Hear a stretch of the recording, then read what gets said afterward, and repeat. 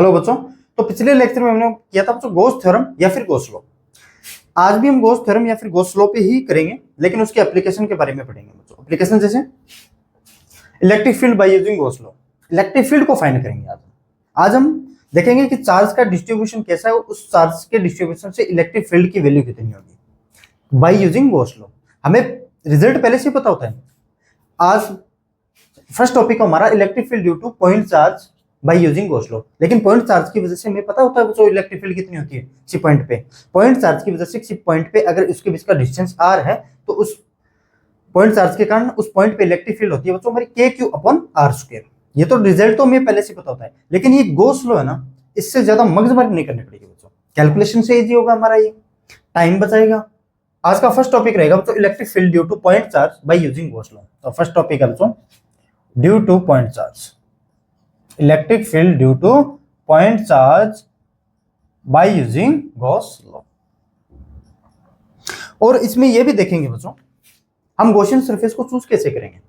कोई point charge है उसके लिए स्फेरिकल क्यों चूज करते हैं बच्चों गॉसियन सरफेस। अगर लाइन चार्ज आ गया हमारा, लाइन जिसकी चार्ज डेंसिटी लैम्डा है, तो सिलेंड्रिकल गॉसियन सरफेस ही क्यों चूज करते हैं। जैसे जैसे आएगा मैं उसके हिसाब से बताता जाऊंगा। तो अब देखो पॉइंट चार्ज, ये मेरा बच्चों कोई प्लस क्यू पॉइंट चार्ज, यहां से r डिस्टेंस पे हमें पता होता है बच्चों इस पॉइंट P पे इलेक्ट्रिक फील्ड की वैल्यू क्या होती है बच्चों। Electric field at point P result हमें पहले से पता होता है kq/r² है। और गॉसियन सरफेस हम ऐसी सरफेस को चुनते हैं बच्चों जहां पे इलेक्ट्रिक फील्ड की वैल्यू कांस्टेंट हो। सॉरी बच्चों, इलेक्ट्रिक फील्ड की नहीं बच्चों, इलेक्ट्रिक फील्ड का मैग्नीट्यूड कांस्टेंट हो। इलेक्ट्रिक फील्ड की डायरेक्शन अलग अलग हो सकती है, लेकिन मैग्नीट्यूड हमारे क्या रहना चाहिए बच्चों, कांस्टेंट। अब देखो कैसे। अब इसमें मैं एक स्फेरिकल सेल बनाता हूं बच्चों, पहले बना लेता हूं, वही होगी गॉसियन सरफेस भी वही होगी, लेकिन क्यों होगी वो बताता हूं। ये स्फेरिकल सेल ही मैंने क्यों बनाई है। ये जो गॉसियन सरफेस है इसको बोलते हैं गॉसियन सरफेस, गॉसियन सरफेस, इसको हम गॉसियन सरफेस बोलेंगे। तो ये गॉसियन सरफेस मैंने ऐसे ही क्यों बनाई है बच्चों, कोई बता सकता है मुझे कि ये मैंने गॉसियन सरफेस कुछ ऐसे ही क्यों बनाई है। मैंने अभी बताया गॉसियन सरफेस में हमारा इलेक्ट्रिक फील्ड का मैग्नीट्यूड बच्चों क्या रहना चाहिए, मेरा कांस्टेंट। अब मुझे बताओ इस स्फेरिकल सेल का रेडियस है बच्चों r, मतलब ये भी r है, ये भी r है और ये भी r है। ये पॉइंट चार्ज है बच्चों इस सरफेस से फिक्स्ड डिस्टेंस पे पड़ा हुआ है बच्चों, किसी पॉइंट पे यहां से फिक्स डिस्टेंस पे है। मतलब अगर r फिक्स है इसका मतलब हमारा इलेक्ट्रिक फील्ड कांस्टेंट या फिर यूनिफॉर्म है। ये तो चाहते हैं हम कि गॉसियन सरफेस में हमारी इलेक्ट्रिक फील्ड यूनिफॉर्म होनी चाहिए बच्चों, कांस्टेंट होनी चाहिए बच्चों। इलेक्ट्रिक फील्ड हमारी क्या होना, उसका मैग्नीट्यूड क्या होना चाहिए बच्चों, मेरा कांस्टेंट। अब देखो गॉस लॉ से हम कैसे फाइंड करते हैं। आपको पता है बच्चों फाई, यहां से मैं मान लेता हूं इलेक्ट्रिक फील्ड की डायरेक्शन कौन सी होगी बच्चों, सी पॉइंट चार्ज के कारण सी पॉइंट पे इलेक्ट्रिक फील्ड की डायरेक्शन होती है अवे फ्रॉम द चार्ज। अगर नेगेटिव चार्ज रखा होता हो टुवर्ड्स द चार्ज, तो ये होगी मेरी इलेक्ट्रिक फील्ड की डायरेक्शन। तो मैं एक छोटा सा एरिया कट कर लेता हूं, उसके हिसाब से चलते हैं हम। तो ds, और इस ds का area vector perpendicular to the area और आउटवर्ड टू द प्लेन, तो ये होगा मेरा बच्चों ds। अब आपको पता है बच्चों फाई कैसे लिखते हैं हम, phi is equal to close integral, क्यों, ये जो पॉइंट चार्ज रखा हुआ बच्चों इससे सरफेस के इनसाइड में मतलब क्लोज है, E डॉट ds। और ये E किसका लेना है, ds किसका लेना है, ये आपको पता होना चाहिए। कैलकुलेटेड ऑन ये दोनों ही बच्चों गॉसियन सरफेस, या फिर इसको लिखो कैलकुलेटेड ऑन गॉसियन सरफेस,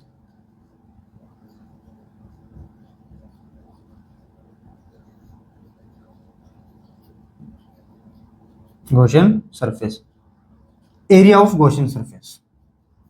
हम एरिया किसका लेंगे, गॉसियन सरफेस का बच्चों। ये थोड़ा टेढ़ा मेढ़ा है, आप समझ लेना बच्चों, गॉसियन सरफेस।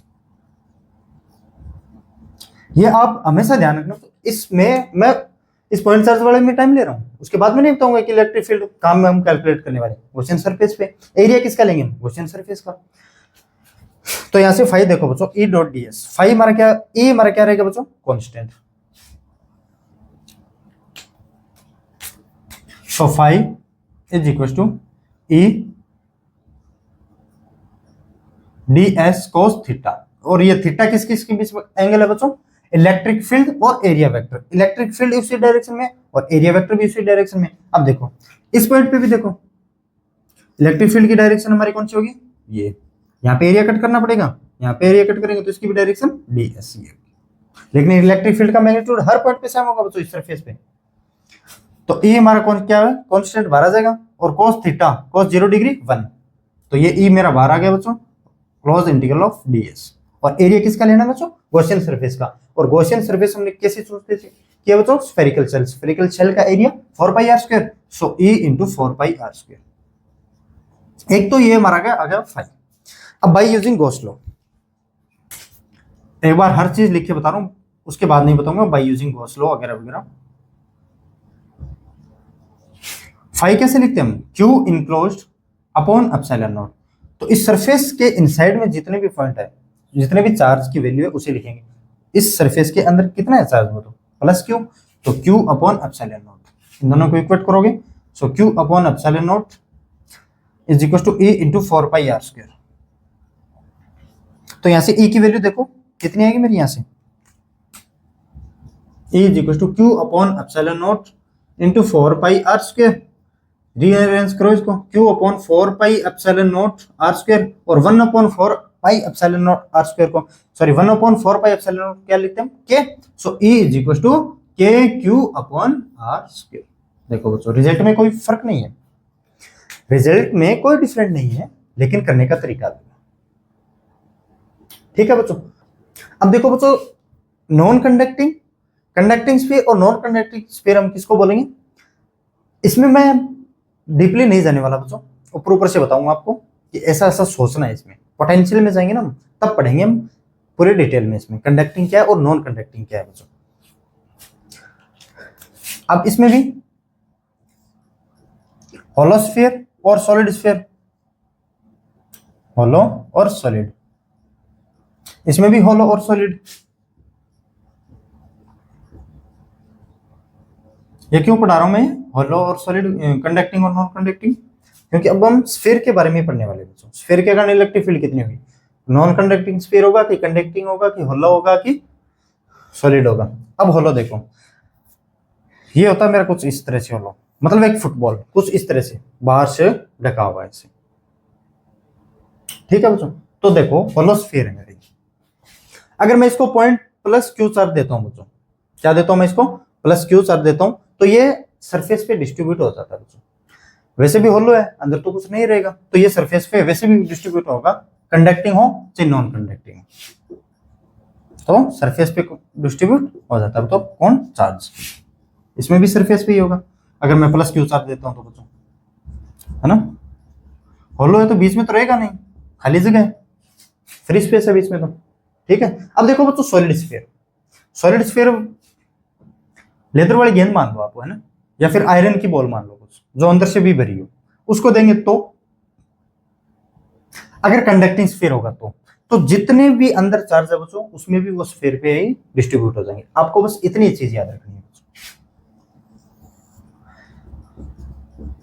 अगर मैं इसको प्लस क्यू चार्ज देता हूं बच्चों तो इसमें भी स्फीयर पे ही आ जाता है, इसमें ओनली कंडक्टिंग स्फीयर में, ये चीज आप याद रख लेना बच्चों आज के लिए। और सॉलिड हो और नॉन कंडक्टिंग हो तो अगर इसको चार्ज देंगे बच्चों प्लस क्यू, तो ये टोटल वॉल्यूम में डिस्ट्रीब्यूट हो जाएगा बच्चों। आप ये ध्यान रखना, बस आपको इन दोनों में ये ध्यान रखना बच्चों, कंडक्टिंग स्फीयर हो चाहे नॉन कंडक्टिंग स्फीयर हो, अगर होलो है तो सरफेस पे चार्ज डिस्ट्रीब्यूशन होगा इसका, अगर कंडक्टिंग स्फीयर है इसको बोलते हैं बच्चों मेटालिक स्फीयर भी बोल सकते हैं, इसको मेटल से बना होता है हमारा कंडक्टिंग स्फीयर, मेटालिक स्फीयर भी बोल सकते हो। मेटालिक स्फीयर में अगर सॉलिड स्फीयर हो उसमें भी चार्ज हमारा सरफेस पे डिस्ट्रीब्यूशन हो जाएगा, अगर नॉन कंडक्टिंग हो तो हमारा चार्ज है वो वॉल्यूम में डिस्ट्रीब्यूट हो जाएगा बच्चों, ठीक है। आप इतना याद रखोगे इसमें। अब देखो हेडिंग डालो बच्चों, क्या क्या लिखा मैंने, by using Gauss law last में आप लिख लेना, है ना। देखो electric field due to conducting हो, नॉन कंडक्टिंग हो, होलो स्फीयर होना चाहिए, या फिर इसको अदर वर्ड में बोल सकते हो तो conducting solid sphere, conducting sphere होगा या फिर नॉन कंडक्टिंग स्फीयर, लेकिन होलो होगा, होलो लिखा ना मैंने, होलो स्फीयर होगा तो ये जो चार्ज देंगे हम वो सरफेस पे डिस्ट्रीब्यूट हो जाएगा बच्चों। और सॉलिड भी है लेकिन कंडक्टिंग है, उसमें भी चार्ज की कहाँ पे डिस्ट्रीब्यूट हो जाएगा बच्चों, सरफेस पे। देखो कैसे, मान लेता हूं कोई मेरा होलोस्फीयर है बच्चों, इसको मैंने प्लस क्यू चार्ज दिया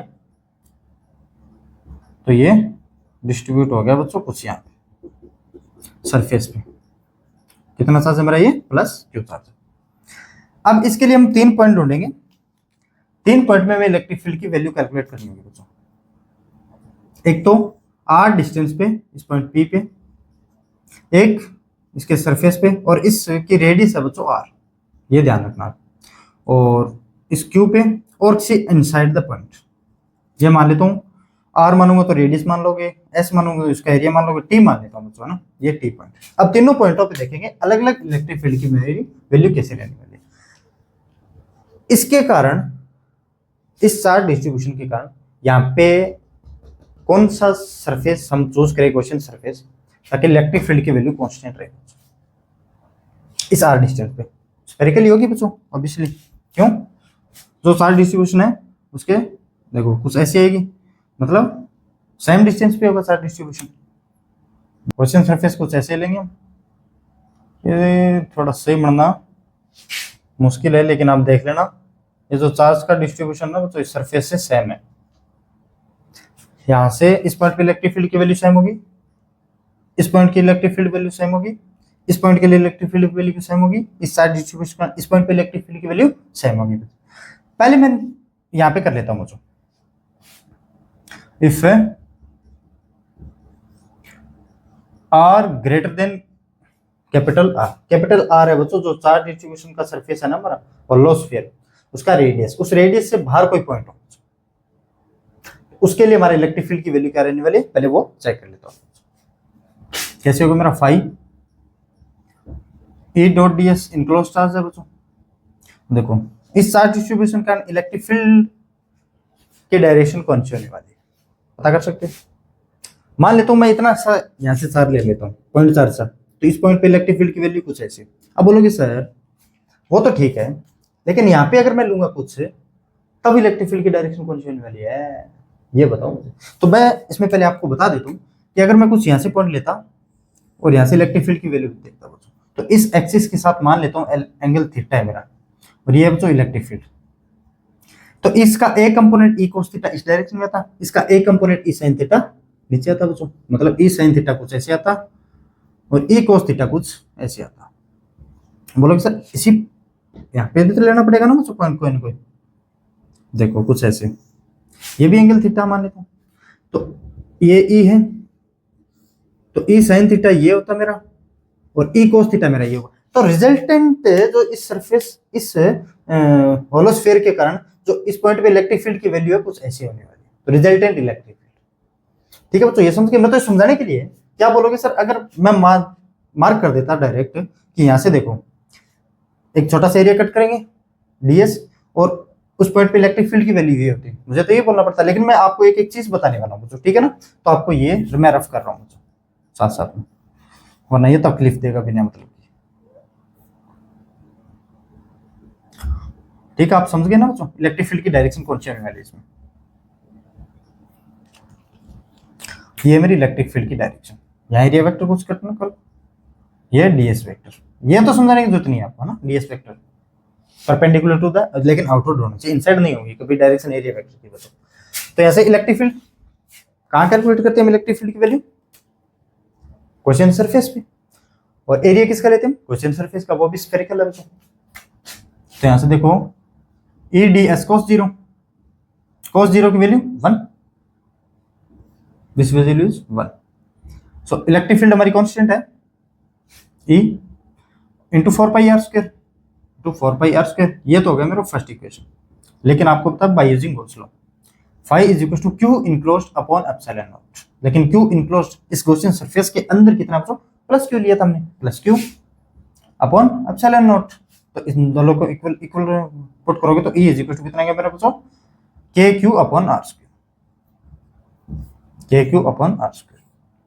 मतलब ये पॉइंट है, इस पॉइंट से ये जो सरफेस है वो एक पॉइंट की तरह ट्रीट करेगी बच्चों, इसका रिजल्ट का ये है मतलब।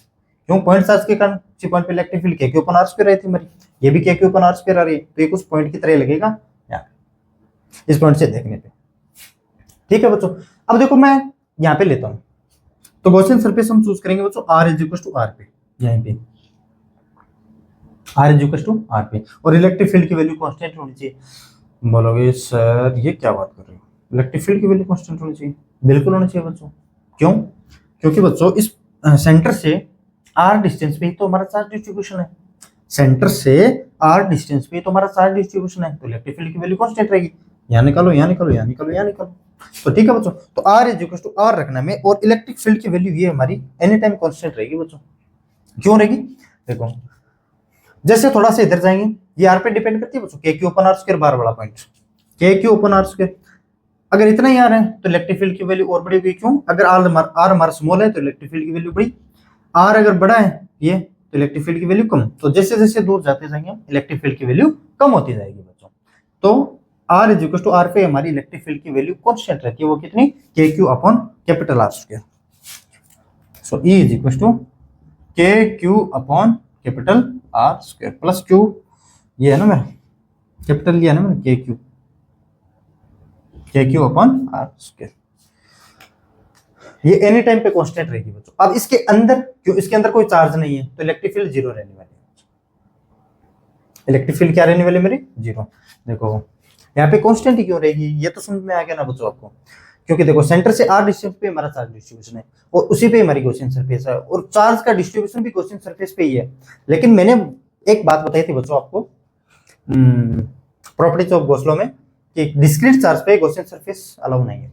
लेकिन ये डिस्क्रीट चार्ज कहाँ है बच्चों? ये तो कंटिन्यूस चार्ज है, कंटिन्यूस चार्ज पे हो सकती है, तो यहाँ पे गॉसियन सरफेस होगी बच्चों।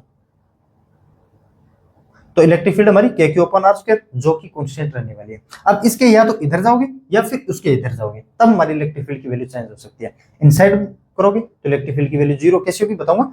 दूर दूर जैसे इस चार्ज डिस्ट्रीब्यूशन से दूर जाओगे तो इलेक्ट्रिक फील्ड की वैल्यू हमारी कम होती जाएगी बच्चों। ठीक है, अब ये देख लिया, ई सरफेस लिख लेना, ये ई आउटसाइड लिख देना, और अब मैं लिख रहा हूं बच्चों ई इनसाइड।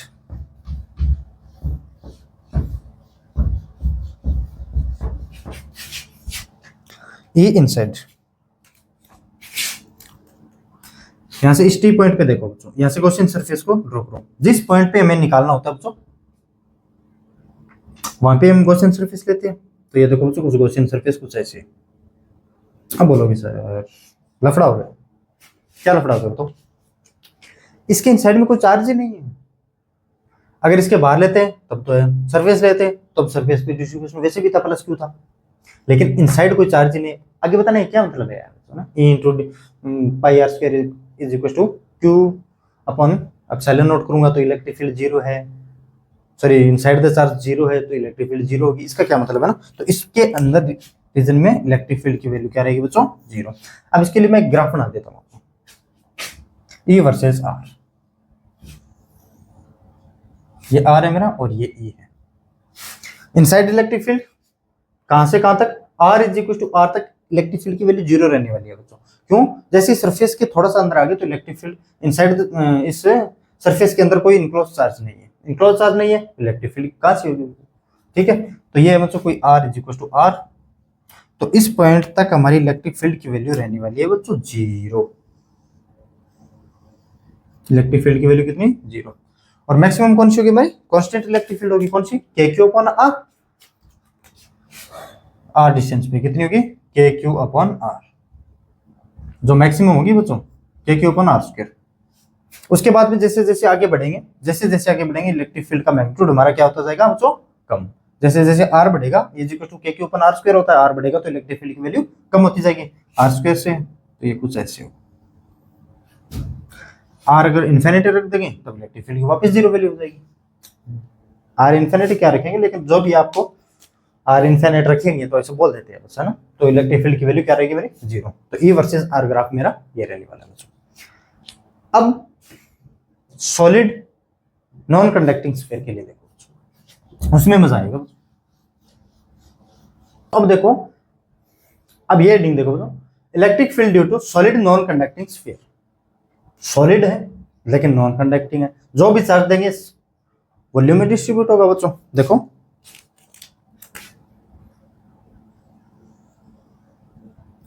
अगर इसको प्लस क्यू चार्ज देंगे तो ये वॉल्यूम में डिस्ट्रीब्यूट हो जाएगा।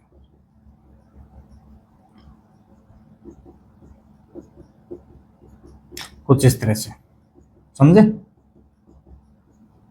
अच्छा लग रहा है दिखने में। अब ये 3 पॉइंट इसमें लेंगे, बाहर कितना होगा, सरफेस पे कितना होगा, अंदर कितना होगा।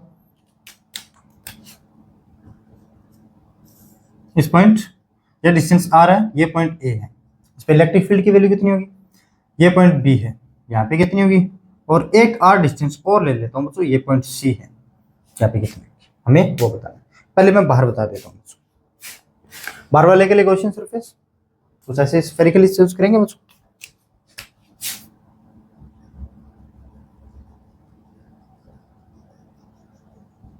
ये लो, हाँ ठीक है, यहाँ से थोड़ा कम हो गया, एक ही बात है बच्चों, आप तो समझदार होकर ही लोगे।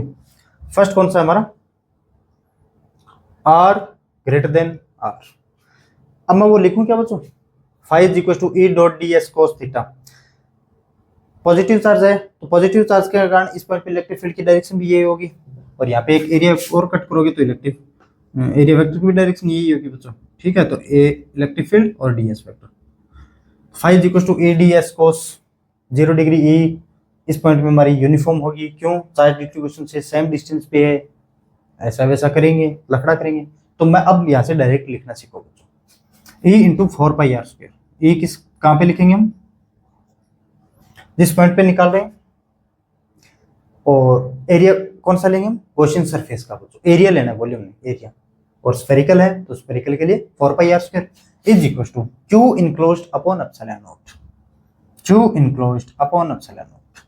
मान लेता हूं बच्चों ये चार्ज है, इसको मैंने क्यू चार्ज था बच्चों मेरा, कितना चार्ज है मेरा, क्यू, सो क्यू अपॉन एप्सिलॉन नॉट। तो यहां से इलेक्ट्रिक फील्ड की वैल्यू कितनी आएगी मेरी, के क्यू अपॉन आर स्क्वायर। ये देख लेना कैसे आएगी, K Q upon R square ही आएगी ना, 1/4π not Q upon R square, 1/4π not को क्या लिखेंगे हम, के। ये तो आगे बच्चों outside, R greater than R. Surface पे अब बार बार नहीं बताने वाला, R is equal to R रख देना, R is equal to R, तो E at surface K Q upon R की जगह कैपिटल आर रखोगे बच्चों। ठीक है, अब थर्ड ये है मजेदार, इसको रफ कर रहा हूं मैं थर्ड के लिए। देखो ये बार वाला पॉइंट भी रफ कर रहा हूं ना, बार वाली गॉसियन सरफेस भी रफ कर रहा हूं, और थोड़ा बड़ा बना लेता हूं।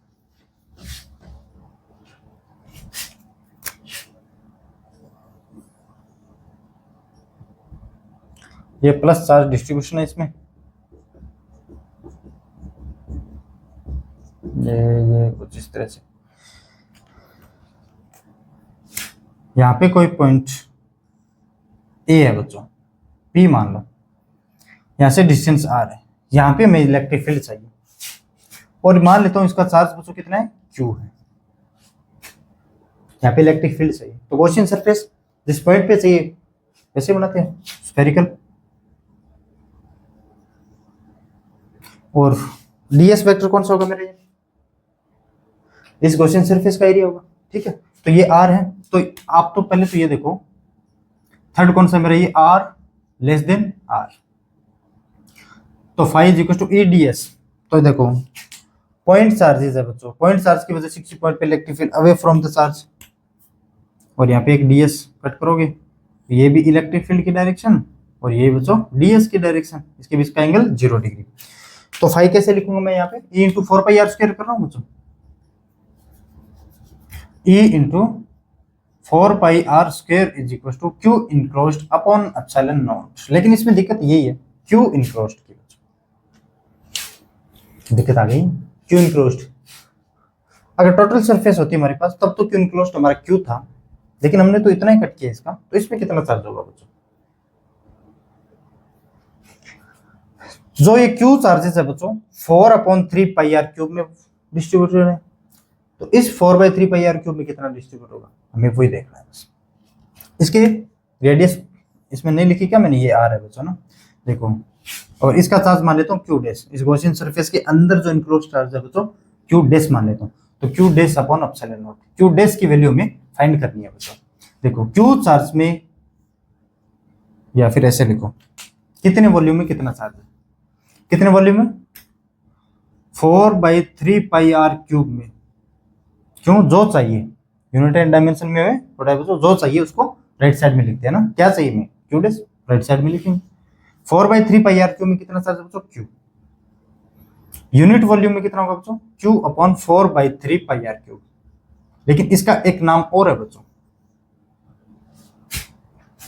बता सकते हो इसका नाम क्या होगा, charge per unit volume, volume charge density. अगर इसके वॉल्यूम चार्ज डेंसिटी में को लेता हूं बच्चों रो, तो इसको बोलेंगे हम रो, वॉल्यूम चार्ज डेंसिटी। ठीक है, तो 4/3πr³ में कितना चाहिए, इतने से वॉल्यूम में कितना चाहिए, वही तो हमारा क्यू डैश होगा। इतने से वॉल्यूम में कितना चार्ज होगा, वही तो हमारा क्यू डैश होगा बच्चों।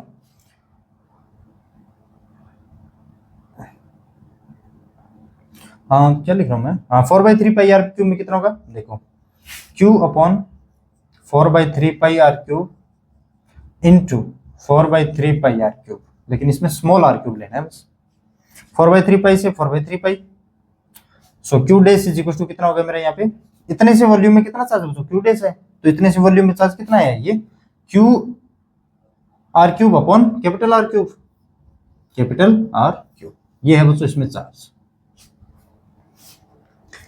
यहाँ पे वैल्यू रखो, सो E इंटू 4πr²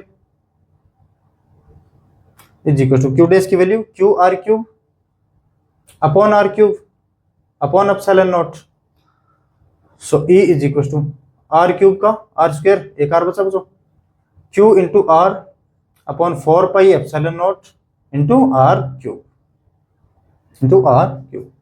तो यहाँ से बच्चा वो KQ R upon R³ value कितनी, 1/4π एप्सिलॉन नॉट, क्या लिख सकते हैं K, सो KQ R अपॉन R³, ये दिखाई तो दे रहा है ना आपको, एक मिनट देख लेता हूँ मैं,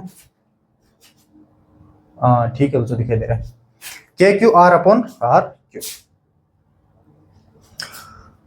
और रो की फॉर्म में लिखना चाहो तो बच्चों देखो, इसको क्या लिख सकते हैं हम, 1/4π एप्सिलॉन नॉट K की वैल्यू रखो यहाँ पे, और QR अपॉन कैपिटल R³, रो की फॉर्म में लिखना चाहो तो, रो इज इक्वल टू हमारा कितना आया था बच्चों, देखो रो इज इक्वल टू मेरा 4/3πr³, यहाँ से R³ की वैल्यू कितनी होगी,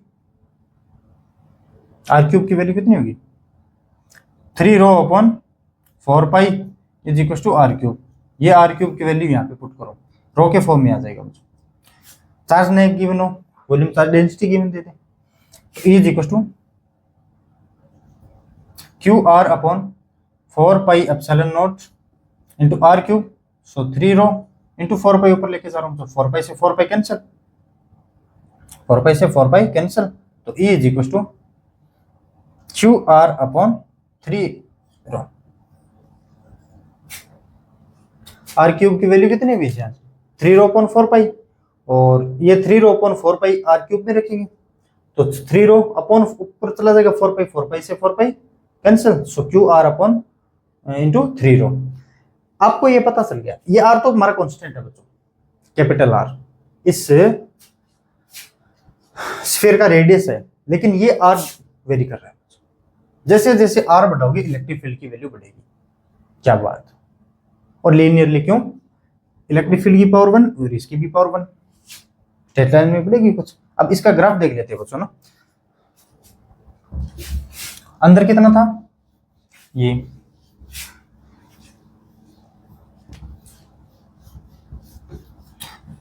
QR upon 3 epsilon not, sorry 3 रो, अच्छा एप्सिलॉन नॉट और रह गया ना बच्चों, यहाँ पे एप्सिलॉन नॉट और रह गया मेरा ना, देख कैलकुलेशन में गलती नहीं हो, देख लेना थोड़ा ना, 3 रो एप्सिलॉन नॉट,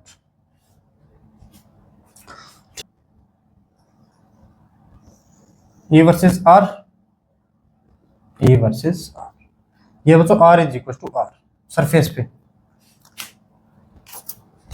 पे तो वैल्यू कांस्टेंट रहती है KQ अपॉन R², और लो कंडक्टिंग हो, नॉन कंडक्टिंग हो, सॉलिड हो, है ना, लेकिन इसमें अंदर कितनी वैल्यू है, QR upon 3 rho epsilon naught, R के साथ वेरी कर रहा है बच्चों। जैसे जैसे आर बढ़ेगा वैसे वैसे इलेक्ट्रिक फील्ड की वैल्यू बढ़ेगी, वो भी लीनियरली। तो स्ट्रेट लाइन आएगी बच्चों कुछ ऐसे, कहां तक? सरफेस तक। इसमें इलेक्ट्रिक फील्ड की वैल्यू प्रोपोर्शनल टू आर, इस पे के क्यू अपॉन आर स्क्वायर, लेकिन उसके बाद कम होती जाएगी बच्चों, कुछ ऐसे कम होती जाएगी। समझ गए आप मैं क्या कहना चाह रहा हूं? बाहर के क्यू ए directly proportional to 1 upon R square, और इसमें प्रोपोर्शनल टू आर, इसमें फिक्स है K Q upon R square, maximum value होगी इसकी, और ये E proportional to 1 upon R square. कुछ ग्राफ कैसा है, समझे बच्चों? ठीक है, अब हम देख लेते हैं बच्चों लाइन चार्ज की वजह से। अब ये देखो बच्चों, electric field due to infinite line charge by using Gauss law. मैंने आपको शुरुआत में बताया था लाइन चार्ज के कारण हम गॉसियन सरफेस सिलेंड्रिकल क्यों लेंगे, इसका अब रीजन बताऊंगा मैं क्यों लेंगे। ये मान लेता हूं बच्चों लाइन चार्ज है बच्चों, इनफाइनाइट लाइन चार्ज, ऊपर से भी नीचे से भी, और इसकी लाइन चार्ज डेंसिटी बच्चों लैम्डा, इस पे प्लस चार्ज है वो डिस्ट्रीब्यूट है। हमने पढ़ा था बच्चों पीछे इसके कारण इलेक्ट्रिक फील्ड, हम किसी पॉइंट पे इसके कारण इलेक्ट्रिक फील्ड निकालेंगे। मान लेता हूं कोई पॉइंट पी, ये मेरा ये है, इस पॉइंट पी पे इलेक्ट्रिक फील्ड की डायरेक्शन कैसी होगी? इस तार या फिर वायर के परपेंडिकुलर, इस वायर के परपेंडिकुलर मतलब ये इलेक्ट्रिक फील्ड ई परपेंडिकुलर बोलते हैं इसको, एक ही बात है ना, 2 के लैम्डा अपॉन आर, जो भी बोलोगे आप। यहाँ पे पॉइंट लोगे, इसके कारण भी इलेक्ट्रिक फील्ड की डायरेक्शन ये रहने वाली है, ठीक है। अब देखो, अब इसमें मैं गॉसियन सरफेस को स्फेरिकल क्यों नहीं ले सकता? क्यों नहीं ले सकता? पहले वो रीजन बता देता हूं मैं आपको कि गॉसियन सरफेस को स्फेरिकल हम क्यों नहीं लेंगे। ये बच्चों को line charge density plus plus plus plus plus plus, ठीक है। अब इसके लिए मैं गॉसियन सरफेस है वो स्फेरिकल गॉसियन सरफेस बनाता हूं, ये स्फेरिकल है। अब यहां से देखो, एक पॉइंट में ये चूज करता हूं, और एक पॉइंट ये चूज करता हूं, और एक पॉइंट में ये चूज करता हूं। यहां से इलेक्ट्रिक फील्ड की डायरेक्शन पॉजिटिव चार्ज है, तो पॉजिटिव चार्ज के कारण इसी पॉइंट पे electric field away from the point. लेकिन हमें पता है लाइन चार्ज के कारण इसके परपेंडिकुलर ही होगी बच्चों, किसी भी पॉइंट पे ले, ठीक है। इलेक्ट्रिक फील्ड की डायरेक्शन एरिया वेक्टर, इसके लिए एरिया वेक्टर भी यही, ये तो हमें समझ में आ गया बच्चों, ये तो सही है, कोई दिक्कत नहीं है यहाँ पे। लेकिन अगर ये पॉइंट लोगे आप, तो इसके लिए इलेक्ट्रिक फील्ड की डायरेक्शन, इलेक्ट्रिक फील्ड लाइंस, अगर आपने अच्छे तरीके से पढ़ा है तो आपको पता होना चाहिए, इलेक्ट्रिक फील्ड लाइंस सरफेस के परपेंडिकुलर होती है, कोई भी सरफेस हो। तो इसके लिए परपेंडिकुलर कौन सी होगी मेरी सरफेस के? देखो इसके परपेंडिकुलर इतनी सरफेस में, तो ये होगी मेरी इलेक्ट्रिक फील्ड, और ये होगा मेरा डीएस वेक्टर। सर क्या बात करते हैं, यहाँ पे ये पॉइंट है, इस पे इलेक्ट्रिक फील्ड परपेंडिकुलर कुछ ऐसे होगा। क्यों? इलेक्ट्रिक फील्ड लाइन से तो सरफेस के परपेंडिकुलर होती है। हमने पढ़ा था इनिशियली, हम ऐसी क्वेश्चन सरफेस सोचेंगे बच्चों, चूजेंगे, अच्छा नाम है ना, हाँ चुनेंगे, चूज करेंगे, जहां पे क्वेश्चन सरफेस पे इलेक्ट्रिक फील्ड का मैग्नीट्यूड यूनिफॉर्म होना चाहिए। इलेक्ट्रिक फील्ड यूनिफॉर्म हो या नहीं हो, इलेक्ट्रिक फील्ड की डायरेक्शन अलग अलग हो सकती है बच्चों, लेकिन इलेक्ट्रिक फील्ड का मैग्नीट्यूड हमारा क्या रहना चाहिए? इक्वल। लेकिन यहाँ पे इलेक्ट्रिक फील्ड का मैग्नीट्यूड कहाँ है यार? इक्वल। ये डिस्टेंस इतनी है तो इलेक्ट्रिक फील्ड कुछ और, ये डिस्टेंस इतनी है तो इलेक्ट्रिक फील्ड कुछ और। क्यों? 2 के लैम्डा अपॉन आर, आर के साथ इलेक्ट्रिक फील्ड में चेंज होती है लाइन के कारण, समझे कि नहीं समझे? और ये डिस्टेंस कुछ और तो इलेक्ट्रिक फील्ड कुछ और। इलेक्ट्रिक फील्ड का मैग्नीट्यूड ही नहीं है तो हम स्फेरिकल सिमेट्री कैसे ले सकते हैं? अब देखो सिलेंड्रिकल सिमेट्री कैसे लेंगे, कैसे लेंगे उसी में बता दूंगा मैं ना। तो हम लेंगे बच्चों सिलेंड्रिकल सिमेट्री।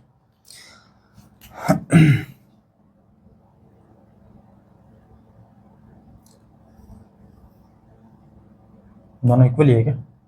थोड़ा इसको और बढ़ाएं, ठीक है।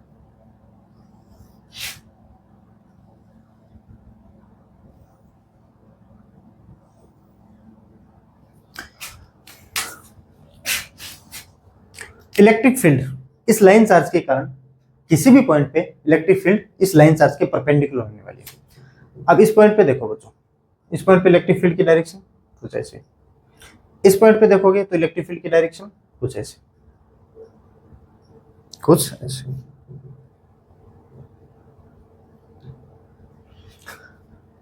अब जो ये फ्लैट सरफेस ऊपर वाली दिखाई दे रही है बच्चों, सिलेंडर कुछ ऐसा होता है मेरा ना, ऐसा।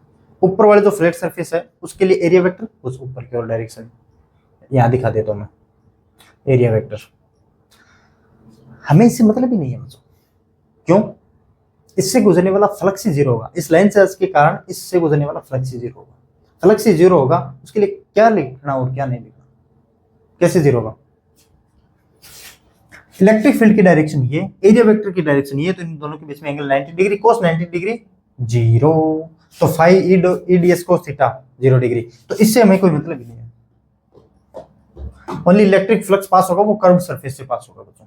इस पॉइंट पे इलेक्ट्रिक फील्ड, और मान लेता हूं इसकी डिस्टेंस r है और इसका लेंथ है बच्चों किसकी, सिलेंडर की l है बच्चों। ये गॉसियन सरफेस है बच्चों, है ना, समझा ना, ये गॉसियन सरफेस है। अब इस पॉइंट से भी इलेक्ट्रिक फील्ड E है, यहाँ से भी देख लो बच्चों डिस्टेंस सेम है, इलेक्ट्रिक फील्ड E होगी। यहाँ से भी देख लो बच्चों डिस्टेंस है, इलेक्ट्रिक फील्ड सेम होगी, लेकिन इसमें इलेक्ट्रिक फील्ड डायरेक्शन ये होगी, इसमें इलेक्ट्रिक फील्ड की डायरेक्शन ये होगी। और एरिया वेक्टर भी इसमें ये कुछ ऐसा ही होगा, मतलब एडीएस cos 0 डिग्री, और इसमें भी कुछ ऐसा ही होगा एडीएस cos 0 डिग्री। इसलिए लेते हैं बच्चों, है ना, सिलेंड्रिकल क्यों लेते हैं? क्योंकि इससे गुजरने वाला फ्लक्स जीरो है, इससे तो कोई मतलब ही नहीं रखेगा। यहाँ से इलेक्ट्रिक फील्ड क्या रहेगी हमारी, कांस्टेंट, कांस्टेंट रहेगी, तो हम गॉस लॉ अप्लाई कर सकते हैं बच्चों। E × 4πr² is equal to Q enclosed upon epsilon naught. देखो हमने पहले निकाला था बच्चों, इसमें E की वैल्यू लाइन चार्ज के कारण, इसके कारण कितनी वैल्यू आई थी हमारी, 2k लैम्डा अपॉन r आई थी ना मेरी, ठीक है। k की जगह 1/4 पाई एप्सिलॉन नॉट रखो बच्चों, 2 lambda upon 4 pi epsilon not, और नीचे क्या r और है ना, r और है 1/2, तो lambda upon 2 pi epsilon not r। Electric field की वैल्यू हमारी ये थी, इसके कारण भी यही आने वाली है। अब ये लाइन चार्ज डेंसिटी है बच्चों, लाइन चार्ज डेंसिटी को कैसे लिखते हैं हम, lambda is equal to Q upon L, Q upon L length. देखो लाइन चार्ज डेंसिटी क्या है, line charge per unit length. अब इस लेंथ से हमारे कितना चार्ज है वही तो हमें चाहिए, Q इनक्लोज कितना है, इस गॉसियन सरफेस के अंदर कितना चार्ज है वही तो हमें चाहिए। ओ यार ये 4πr² नहीं यार, सिलेंडर के लिए 2πrl होता है ना, इंटू 2πrl। ये तो मेरी नजर गई बच्चों, वरना मैं पता नहीं क्या बोल रहा था अभी, क्या बोल रहा था, हाँ चार्ज डेंसिटी लैम्डा क्या होती है हमारी, charge per unit length. Unit length से कितना चार्ज पास हो रहा है वही हमारे क्या होता है, कि सॉरी यूनिट लेंथ में कितना चार्ज है वही तो हमारी होते हैं लीनियर चार्ज डेंसिटी। हमें तो कितना चाहिए, इस गॉसियन सरफेस जो L माना है उसमें कितना चार्ज है वो चाहिए, Q is equal to lambda L, Q is equal to lambda into L। तो यहाँ पे देखो Q इनक्रॉस E इंटू 2πr L, तो ये देखो बच्चों L से L कैंसिल, तो E इज इक्वल टू यहाँ से कितना आया, lambda upon 2πr epsilon not. क्या आपको कुछ अलग दिखाई दे रहा है इसमें, 2 पाई एप्सिलॉन नॉट r लिखो, एक ही बात है यार, ऐसे लिख दे रहा हूँ और तो क्या, 2 पाई एप्सिलॉन नॉट r। ये हमेशा ही लाइन चार्ज होगा बच्चों, उसके परपेंडिकुलर डायरेक्शन में आएगी, कौन, इलेक्ट्रिक फील्ड की डायरेक्शन। अब इस पे बेस्ट मैं एक क्वेश्चन और करवा देता हूँ बच्चों आपको। अब बच्चों मैं एक लाइन चार्ज पे एक क्वेश्चन करवा देता हूँ, उसके बाद में क्लास को एंड करेंगे। अच्छा क्वेश्चन आप देख लेना, A line charge has linear charge density lambda, find the flux through the spherical shell। एक डायग्राम में गिवन था, वो डायग्राम मैं बना देता हूँ पहले आपको। ये कोई स्फेरिकल सेल है बच्चों, यहाँ से एक लाइन चार्ज डेंसिटी जिसकी लैम्डा है, लाइन चार्ज डेंसिटी बच्चों क्या है, लैम्डा इस लाइन की, और ये कोई सेंटर है बच्चों, यहाँ से इसका रेडियस r है, इसका रेडियस r है, और ये 120 डिग्री के एंगल पे। तो इस लाइन चार्ज की वजह से इस स्फेरिकल सेल से फ्लक्स कितना पास होगा हमें वो बताना है। कर सकते हो आप, इजी यार, कर सकते हो तो कम से कम ना, बताओ कैसे होगा। आपको पता है बच्चों ये कोड है, सेंटर से इस कोड पे अगर परपेंडिकुलर डालेंगे तो ये बाइसेक्ट करेगी बच्चों, मतलब कुछ ऐसे परपेंडिकुलर डालेंगे, मतलब इसका मतलब ये भी 60 डिग्री और ये भी 60 डिग्री। और मान लेता हूं बच्चों, अब फाई क्या होता है, Q enclosed upon epsilon naught. लेकिन इसमें क्यू इनक्लोज्ड है कौन सा बच्चों, ये इतनी तो लेंथ है इस चार्ज की, इस लाइन चार्ज की। मान लेता हूं इस पे चार्ज क्यू है जिसकी चार्ज डेंसिटी लैम्डा है, ठीक है बच्चों। तो इसका मान लेता हूं लेंथ है बच्चों एल, जो इनक्लोज्ड है ना लेंथ उसका। तो ये तो होगी बच्चों मेरी आर का cos 60 डिग्री, ये आर का sin 60 डिग्री। तो ये होगी बच्चों आर का sin 60 डिग्री, मतलब R sin 60 is equal to R root 3/2। ये भी R sin 60 degree, R sin 60 degree, ये इतना आर रूट 3/2। तो एल इज इक्वल टू कितना हो गया टोटल बच्चों, 2r sin 60 degree. 2r sin 60 मतलब रूट 3/2। सो ये होगा बच्चों रूट 3r।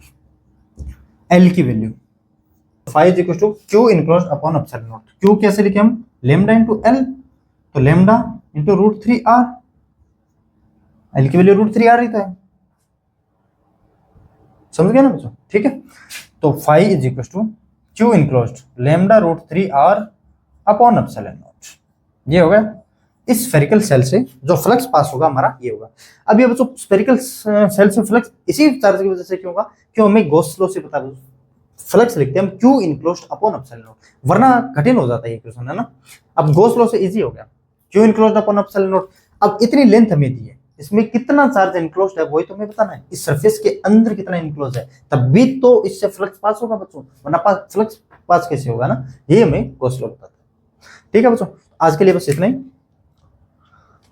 और नेक्स्ट लेक्चर में करेंगे इनफाइनाइट प्लेन शीट, कंडक्टिंग और नॉन कंडक्टिंग वगैरह वगैरह जो भी बची होगी हम वो करेंगे। Okay guys, thank you.